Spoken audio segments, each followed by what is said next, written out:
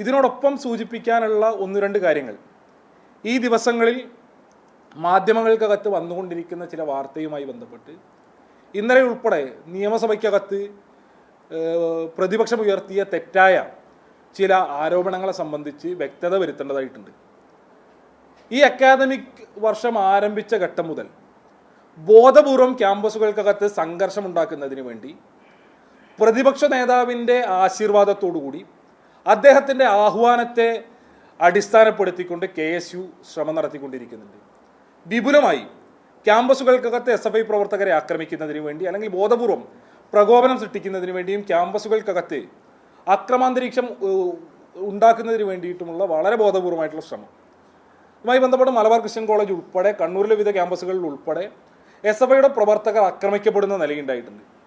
അതിൻ്റെ തുടർച്ചയിലാണ് തിരുവനന്തപുരത്ത് കാര്യവട്ടം ക്യാമ്പസിൽ SFI പ്രവർത്തകർക്ക് നേരെ അക്രമം അഴിച്ചുവിടുന്നതിന് വേണ്ടി KSUവിൻ്റെ ജില്ലാ ഭാരവാഹിയുടെ നേതൃത്വത്തിലുള്ള ഒരു സംഘം ക്യാമ്പസിനകത്തേക്ക് അതിക്രമിച്ചു കയറി SFI യൂണിറ്റ് പ്രസിഡന്റ് അഭിജിത്ത് ഉൾപ്പെടെയുള്ള ആളുകളെ അതിക്രൂരമാംവിധം ആക്രമിക്കുകയും ഹോസ്റ്റലിനകത്തടക്കം അതിക്രമിച്ചു കയറി ഹോസ്റ്റലടക്കം അടിച്ചു പൊളിക്കുന്ന നിലയിലേക്ക് ആ പ്രകോപനവും അക്രമ സംഭവവും നീണ്ടുപോകുന്ന നിലയുണ്ടായി. അതിൻ്റെ തുടർച്ചയിൽ വളരെ സ്വാഭാവികമായും വിദ്യാർത്ഥികളുടെ പ്രതിരോധം ഉണ്ടായിട്ടുണ്ട്. വിദ്യാർത്ഥികൾ പോലീസ് ഉൾപ്പെടെയുള്ള വിദ്യാർത്ഥികളുടെ സെക്യൂരിറ്റി ഉൾപ്പെടെയുള്ള സംവിധാനങ്ങൾ പോലീസിനെ ബന്ധപ്പെടുകയും പോലീസ് ക്യാമ്പസിനകത്ത് വന്നാണ് ഈ ആളുകളെ അറസ്റ്റ് ചെയ്ത് മാറ്റുന്ന നിലയുണ്ടായിട്ടുള്ളത്. ഇത് ഒറ്റപ്പെട്ട സംഭവമല്ല. വളരെ ബോധപൂർവമായി സമാനമായ നിലയിൽ ക്യാമ്പസുകൾക്കകത്ത് അക്രമം അഴിച്ചുവിടുന്നതിന് വേണ്ടി ശ്രമം ഉണ്ടായിക്കൊണ്ടിരിക്കുന്നത്.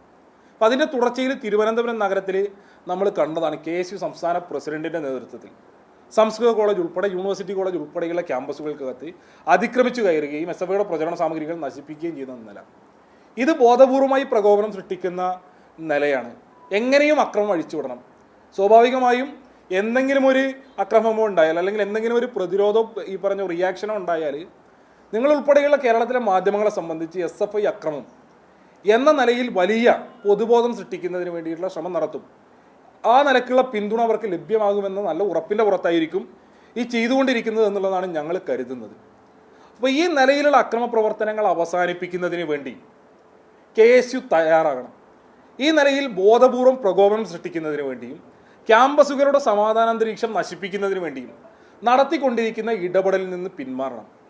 ഇതിനോടൊപ്പം തന്നെയാണ് കോഴിക്കോട് കൊയിലാണ്ടിയിലെ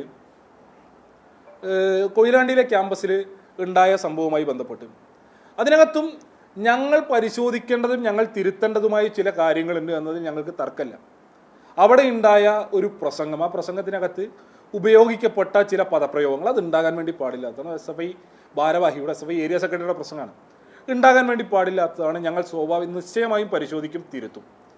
അവിടെ ഇപ്പോൾ മാധ്യമങ്ങളിലൂടെ പ്രചരിപ്പിക്കപ്പെട്ടുകൊണ്ടിരിക്കുന്നു അല്ലെങ്കിൽ ആ ക്യാമ്പസിലെ അധികാരികൾ തന്നെ പുറത്തുവിട്ട CCTV ദൃശ്യങ്ങൾ, പ്രിൻസിപ്പളിൻ്റെ നേർക്ക് പാഞ്ഞെടുക്കുന്ന SFI ഏരിയ പ്രസിഡന്റ് ദൃശ്യങ്ങൾ, അത് റിയാക്ഷനാണ്. അങ്ങനെയും ഉണ്ടാകാൻ വേണ്ടി പാടില്ല എന്നുള്ളതാണ് ഞങ്ങളുടെ പക്ഷം.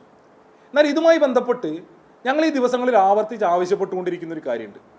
അത് നിലവിൽ ആ മാനേജ്മെൻറ്റ് പുറത്തുവിട്ട ദൃശ്യങ്ങളുടെ ഒരു 10-15 മിനിറ്റ് മുമ്പ് ആ വരാന്തയിലുള്ള CCTV ദൃശ്യങ്ങൾ പുറത്തുവിടുന്നതിന് വേണ്ടി ഗുരുദേവ കോളേജിലെ മാനേജ്മെൻറ്റ് തയ്യാറാകണം. ആ ക്യാമ്പസിനകത്ത് ഉണ്ടായത് അവിടെ ഹെൽപ്രസ് പ്രവർത്തനം. സ്വാഭാവികമായും എല്ലാ ക്യാമ്പസിലും അഡ്മിഷൻ ഉൾപ്പെടെ 1ാം വർഷ വിദ്യാർത്ഥികൾ കടന്നു വരുമ്പോൾ SFI ഉൾപ്പെടെയുള്ള വിദ്യാർത്ഥി സംഘടനകൾ ഹെൽപ്രസ് പ്രവർത്തനം നടത്തിക്കൊണ്ടിരിക്കുന്നതാണ്. എന്നാൽ അത് അനുവദിക്കില്ല എന്നുള്ള നിലപാട് ആ പ്രിൻസിപ്പൾ സ്വീകരിക്കുകയും ആ ക്യാമ്പസിലെ വിദ്യാർത്ഥികൾ ബന്ധപ്പെട്ടതിൻ്റെ അടിസ്ഥാനത്തിൽ SFIയുടെ ഏരിയ പ്രസിഡന്റ് ഈ വിഷയം സംസാരിക്കുന്നതിന് വേണ്ടി ക്യാമ്പസിനകത്തേക്ക് കടന്നു വരികയും ചെയ്യുന്ന ഘട്ടത്തിൽ ആ വിദ്യാർത്ഥി നേതാവിൻ്റെ ചെവി അടിച്ച് പൊളിക്കുന്നതിന് വേണ്ടിയാണ് ഗുരുദേവ കോളേജിലെ പ്രിൻസിപ്പൾ തയ്യാറായത്. CCTV ദൃശ്യങ്ങൾ പരിശോധിച്ചാൽ ലഭ്യമാവും. എന്നാൽ ആ ദൃശ്യങ്ങൾ പുറത്തുവിടാൻ വേണ്ടി അവർ ഇതുവരെ തയ്യാറായിട്ടില്ല. ആ വിദ്യാർത്ഥിയെ സംബന്ധിച്ച് അദ്ദേഹത്തിൻ്റെ ഇടത് ചെവിയുടെ കേൾവി നഷ്ടപ്പെട്ടു. 6 മാസത്തോളം ചികിത്സ തുടർച്ചയായി എടുത്തു കഴിഞ്ഞാൽ മാത്രമേ ആ വിദ്യാർത്ഥിയുടെ കേൾവി ശക്തി മുൻകാലങ്ങളിൽ ഉണ്ടായിരുന്നത് പോലെ തിരിച്ചു ലഭ്യമാകൂ എന്നുള്ളതാണ് മെഡിക്കൽ കോളേജിലെ വിദഗ്ധ ഡോക്ടർമാർ അഭിപ്രായപ്പെട്ടിട്ടുള്ളത്.